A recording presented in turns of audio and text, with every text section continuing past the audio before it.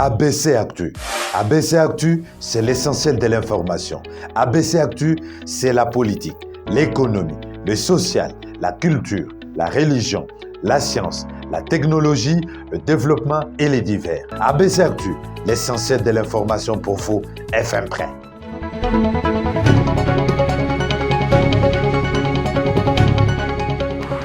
Vous nous avez choisi pour vous informer, nous vous en remercions. ABC Actu, sur ces directs, c'est après ceci.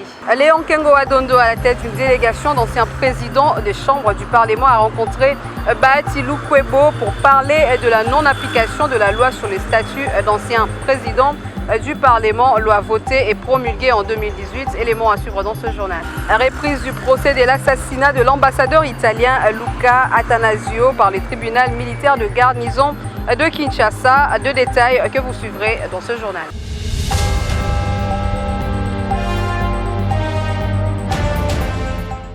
Bonsoir chez vous. Modeste Bahati Lukwebo a reçu dans son cabinet de travail une délégation d'anciens présidents du Parlement conduite par Léon Kengo-Adondo et a également reçu des ambassadeurs sur le chapitre de la diplomatie, notamment celui de Corée et celui du Burundi. Retour en image.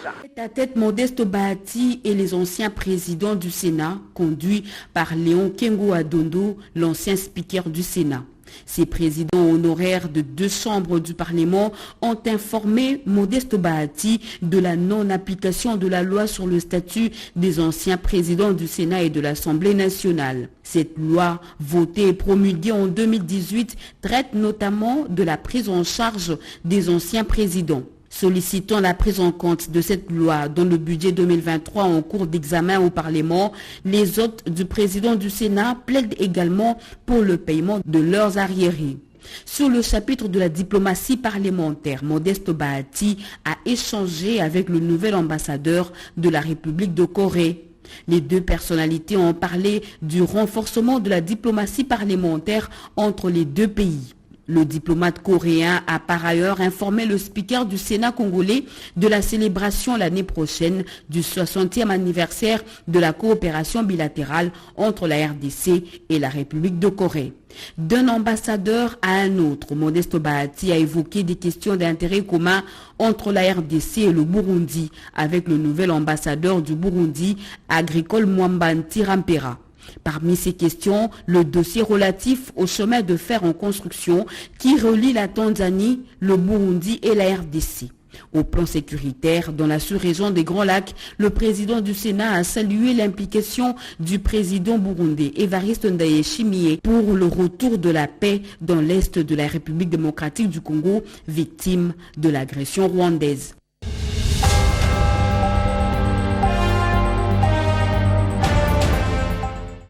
Face à la communauté congolaise vivant à Londres, en Grande-Bretagne, le chef de l'État Félix-Antoine Tshisekedi a fustigé les comportements de certains combattants qui s'en prennent à leurs compatriotes à l'étranger. Il insiste en disant qu'un vrai combattant est celui qui se bat pour la vérité. Regarde. Le chef de l'État Félix-Antoine Tshisekedi, profitant de sa visite à Londres, a rencontré la communauté congolaise vivant au Royaume-Uni. Celle-ci a eu lieu juste après avoir été reçue par Sa Majesté Charles III. Au cours de cet échange, Félix Tshisekedi a d'abord présenté la situation globale du pays et ensuite, il a expliqué à ses compatriotes pourquoi il privilégie la voie diplomatique pour résoudre le problème de l'agression du pays. Pour lui, l'option de la guerre s'imposera si la diplomatie échoue. Vous êtes ici au Royaume-Uni, pays du Commonwealth, pays dans lequel se trouve aussi le Rwanda. Votre travail doit consister à sensibiliser les autorités britanniques pour que leur pression s'accentue sur le Rwanda. Nous ne voulons pas en arriver à l'extrême, c'est-à-dire à la guerre, mais si on nous y pousse, on n'aura pas trop le choix que d'y arriver. C'est bien sûr la dernière Il a exhorté la diaspora congolaise à s'engager auprès des autorités de leur pays de résidence, la cause du Congo, et expliquer la réalité de fait sur l'agression qui est subie la RDC. Le représentant de la diaspora congolaise, après avoir prêté une oreille attentive au président de la République, ont exprimé le souhait de participer aux élections de 2023 comme Congolais de l'étranger. De son côté, Félix Tshisekedi a noté leur doléance et en fera écho auprès de la CENI, structure chargée de l'organisation des élections.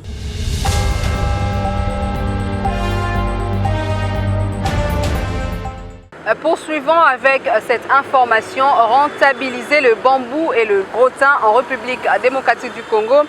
Tel est l'objectif de la rencontre entre le Premier ministre Jean-Michel Sama-Lukonde et une délégation de l'Organisation internationale de ces deux produits. Ensemble, ils ont évalué les avantages que le pays pourra tirer en adhérant à cette organisation. Une délégation de l'Organisation internationale pour les bambous et le rotin a été reçue par le chef du gouvernement, Sama-Lukonde, pour revisiter la coopération entre elle et le gouvernement congolais. Au cours de discussions, les deux parties ont évalué les avantages que la RDC tirera de son adhésion à cette organisation si la procédure venait à être finalisée. Après entretien, le directeur et chef des bureaux pour l'Afrique centrale, René Kam, a souligné que ce sont des opportunités de diversification de l'économie, de création d'emplois et d'innovation technologique qui sont en jeu avec la valorisation de ces deux produits. Aujourd'hui, nous avons échangé sur les possibilités de produire du charbon de bambou pour pouvoir substituer le charbon classique de bois qui met beaucoup de pression sur nos forêts naturelles. Nous avons parlé de la construction des petits marchés, la construction des villes avec le bambou, la production de la pulpe à papier et aussi du textile. Donc aujourd'hui, le potentiel de la RDC, si bien développé, nous permet de satisfaire tous les besoins de l'Afrique. Nous avons aussi pu saluer le travail qui a déjà été fait par le ministère de l'Agriculture, qui a pu développer la politique nationale de bambou, qui est un peu comme la boussole qui va nous permettre, qui va nous donner la direction sur les grandes lignes sur comment est-ce que nous pouvons développer le sous-secteur. Son Excellence, Monsieur le Premier ministre, a renouvelé l'envie, le souhait du gouvernement de la RDC de finaliser cette procédure dans des meilleurs délais, tout en respectant la constitution de la RDC. Notons que le Premier ministre a instruit son département juridique de travailler pour mettre sur pied un projet de loi dont il proposera la ratification pour une éventuelle adhésion à cette organisation internationale. Une occasion de saluer le travail fait par le ministère de l'Agriculture qui a pu développer la politique nationale de bambou.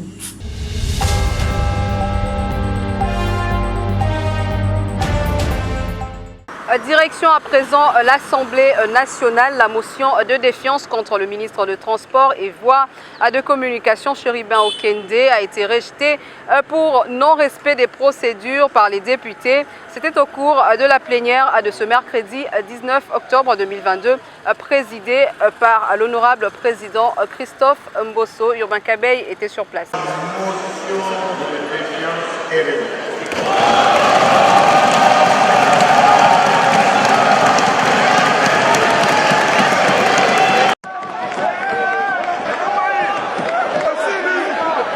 C'est sous ce vacarme et avec satisfaction dans la salle des plénières que les députés nationaux rejettent la motion de défiance contre le ministre des Transports, des Enclavements et Voies de Communication, Chéribin Okende.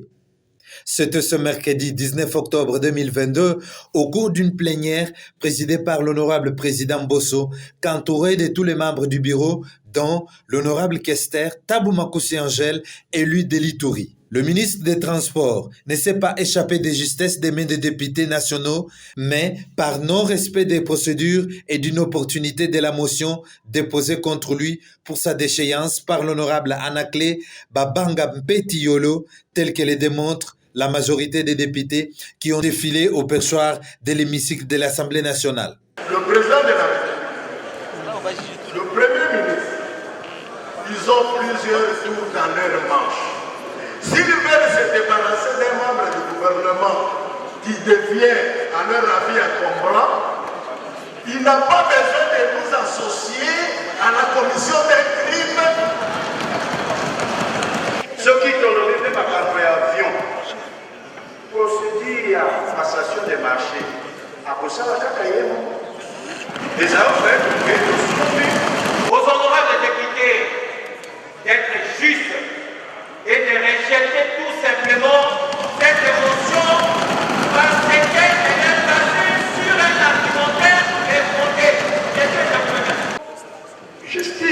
fait lecture de cette motion, comme l'a dit le premier intervenant, qu'il y a une mauvaise direction de la motion. À mon avis, si motion il devait y avoir, celle-ci devait être de censure et non pas de défiance. De son côté, le secrétaire général des Ensemble pour la République, honorable Dieudonné Bolinguetenge Balea, gestionnaire au quotidien de la famille politique du ministre Chéribin Okende, s'est dit très satisfait de la voix de la raison suivie par tous les députés, que ce soit de l'opposition ou de la majorité. Je sais qu'exprimer un sentiment de satisfaction parce que la procédure qui a été suivie, c'était une procédure de raccourci.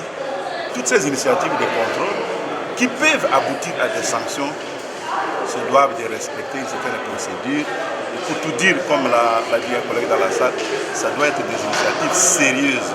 Il y avait beaucoup de carences, aussi bien sur le fond que sur la forme. Et pour une fois, à la quasi-unanimité, les députés nationaux de la RDC aujourd'hui ont choisi de faire triompher la voix de la raison, faire triompher la démocratie, faire triompher la République. Le ministre Chéribin Okende, c'est un ministre, de par ce qu'il a déjà réalisé dans son ministère, qui mérite notre considération et qui fait la fierté de notre pays. Mais vous avez vu que ce qui s'est passé dans la salle a dépassé tous les clivages. Donc permettez-moi de ne pas répondre au nom de ma seule famille politique, parce que dans l'hémicycle, c'était une vaste solidarité qui a dépassé les clivages partisans. Bien avant son entrée dans la salle de plénière, Chéribin Okende était serein et avait une conscience tranquille. Je suis tout aise. Non, ça ne doit pas incarner une peur. Si c'est cela la conséquence, je vais assumer parce que j'ai le devoir de redevabilité vis-à-vis de la chambre basse de notre Parlement. Rappelons qu'il était accompagné de quelques membres du gouvernement qui sont venus les soutenir. C'est entre autres Christian Mwando Simba du Plan, Anne-Marie des Relations avec les Parlements et le vice-ministre des Transports, Marc Ekila.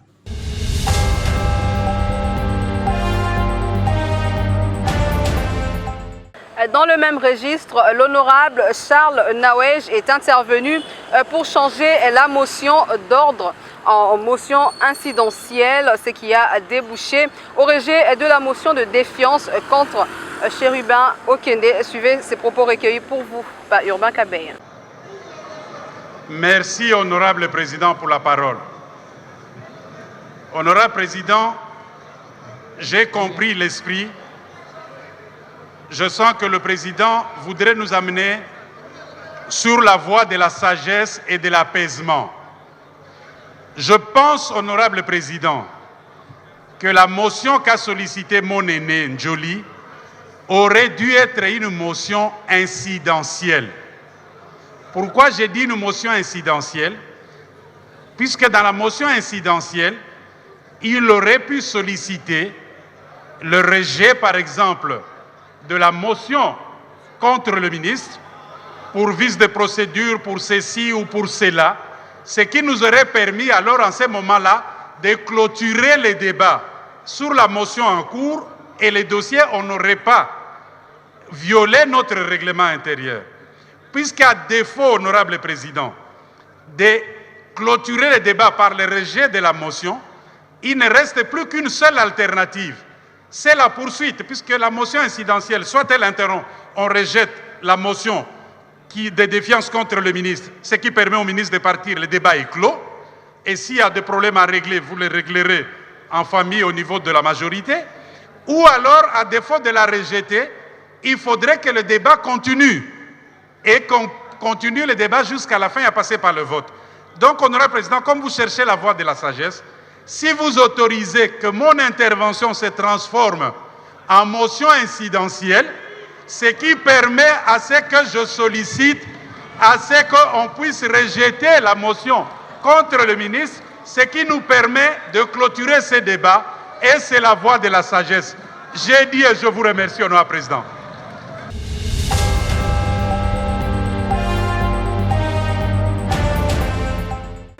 La tenue imminente de la Convention nationale des Ensembles pour la République, c'est l'un des points décortiqués ce jeudi à la réunion hebdomadaire du parti présidée par le secrétaire général Dieudonné Bolenguetenge Baleya. Regardez.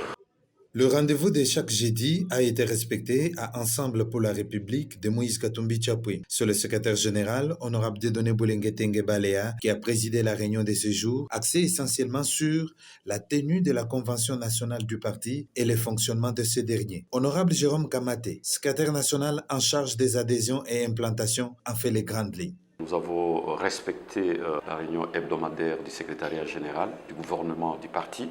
À ce qui concerne le point d'actualité, le secrétaire général, comme vous le savez vous tous, nous a parlé des activités au niveau du Parlement. Vous étiez informé qu'il y avait une motion de défiance contre le ministre des Transports et Voies de Communication. Le secrétaire général nous a mis au courant comment s'est déroulée la plénière. Heureusement pour nous, les députés sont revenus à la raison et cette motion-là a été rejetée. Pratiquement, maintenant, on est en train de partir la troisième année que notre parti a été installé et il y a eu des nominations faites par le président du parti et on est dans l'étape de faire les bilans, mi-parcours, pour voir si les coordonnateurs sont là, ils ont bien travaillé ou corriger les tirs. Vous savez que nous sommes en train de préparer notre convention, je crois, d'ici à la fin de l'année. Et il a été demandé au secrétaire national chargé des matériaux juridiques d'examiner un peu tous les textes que nous avons. Est-ce que nos textes sont prêts? Au cours de cette rencontre des secrétaires nationaux, le secrétaire général a donné l'état des lieux des coordinations provinciales du parti et le niveau d'adhésion des membres à Ensemble pour la République.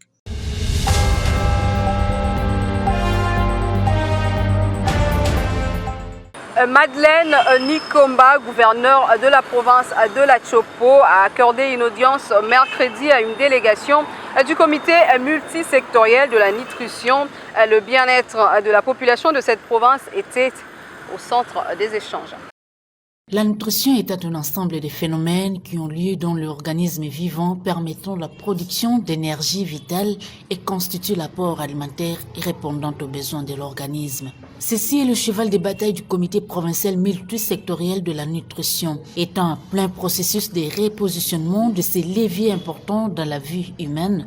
Le comité provincial multisectoriel de la nutrition est reçu ces jours par l'autorité provinciale. Moussé Simoleka, coordonnateur du réseau des scientifiques au sein du comité multisectoriel de la nutrition, revient sur ce qu'a été l'objet de la rencontre avec la gouverneure de province. Nous sommes venus solliciter l'accompagnement de l'excellence. Il existe un comité multisectoriel de lutte contre la malnutrition depuis 2018 dont le gouverneur est président. Mais il s'est fait malheureusement que depuis lors, on n'a jamais tenu de réunion. Et nous avons profité de sa présence aujourd'hui, de cette audience, pour lui rappeler poliment qu'on aura besoin de la tenue de cette réunion-là. Maître Madeleine Nikomba Sabango, qui reste attentive aux questions vitales de sa population, promet d'ici la semaine prochaine la tenue d'une rencontre au cours de laquelle la question de l'analyse budgétaire de la nutrition sera abordée, ce qui conduira à l'identification des lignes budgétaires qui ont un lien direct et indirect avec la nutrition. Selon le programme national de nutrition présenté en juillet de cette année, environ 43% d'enfants de moins de 5 ans dans la province de la Chopo souffrent de la malnutrition.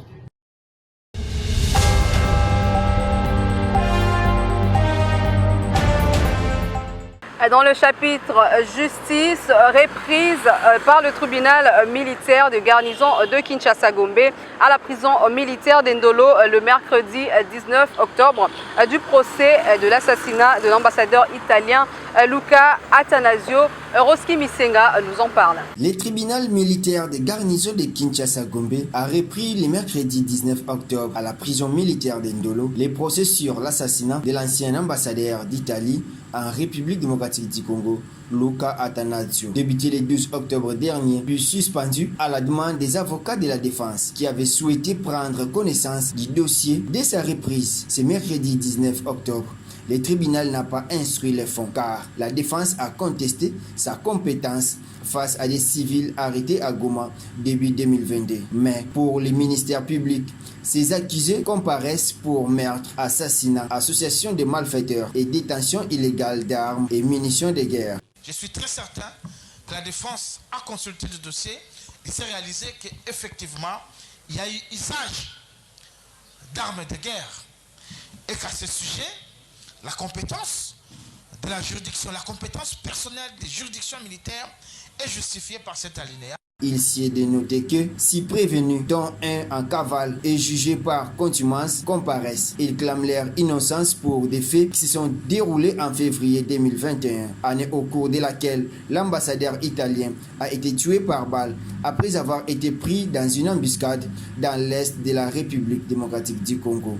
Son garde du corps italien, le carabinier Vittorio Lacovacci, et un chauffeur congolais du programme alimentaire mondial, Mustapha Milambo, ont été aussi tués. La Cour a ainsi pris la cause en délibéré pour un jugement avant dire le droit le 26 octobre prochain, en rapport avec des exceptions soulevées par la défense.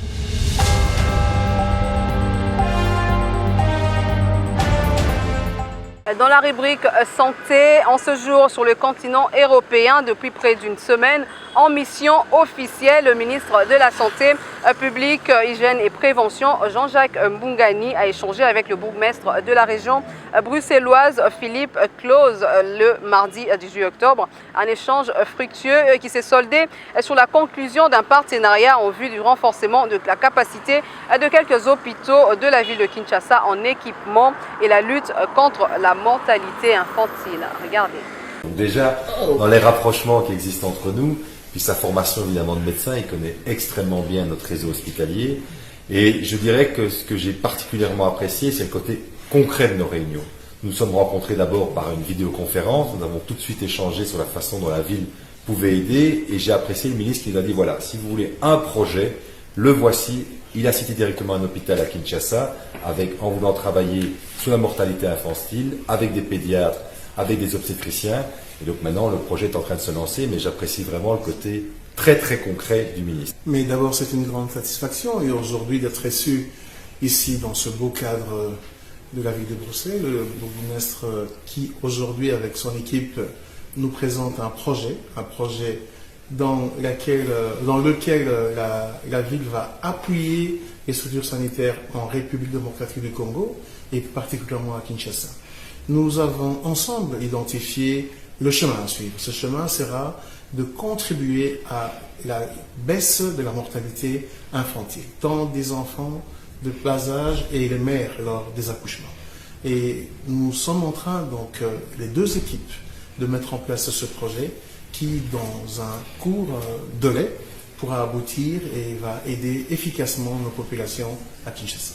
C'est la fin de cette session d'information. On passe au rappel de titre. Léon Kengo-Adondo, à la tête d'une délégation d'anciens présidents de chambre du Parlement, a rencontré Bahati Lukwebo pour parler de la non-application de la loi sur le statut d'ancien président du Parlement, loi votée et promulguée en 2018.